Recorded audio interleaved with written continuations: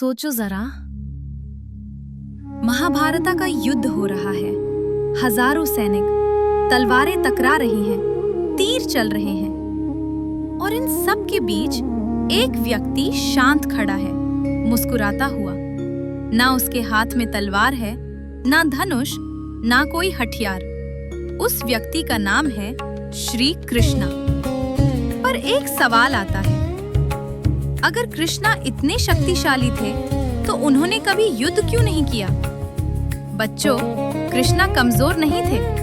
उन्होंने गोवर्धन पर्वत उठाया, उन्होंने बड़े-बड़े राक्षसों को हराया। उनके पास अपार शक्ति थी। अगर कृष्णा चाहते तो महाभारता का युद्ध 1 मिनट में खत्म हो सकता था।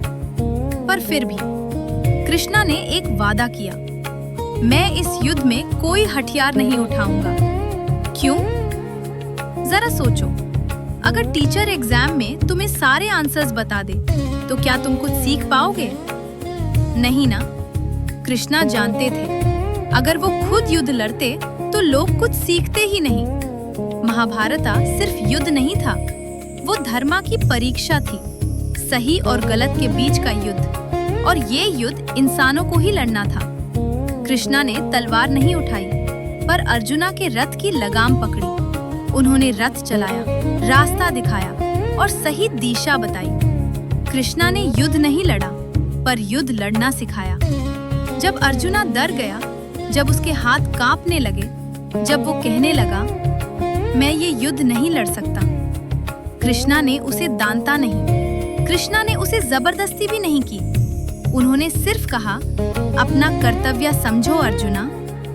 कृष्णा जानते थे, हर गलत चीज को तुरंत खत्म करना हमेशा सही नहीं होता।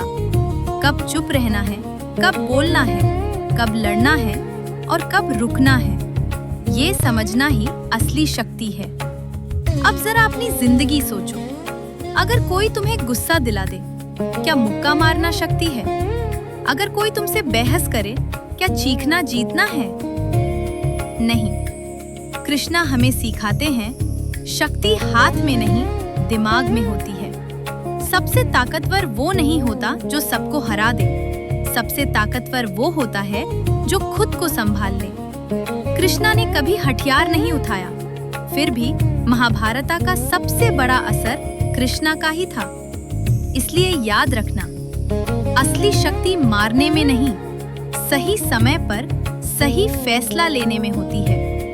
अगली बार जब तुम गुस्सा महसूस करो तो एक पल रुको और सोचो, मैं कृष्णा की तरह सोच सकता हूँ क्या?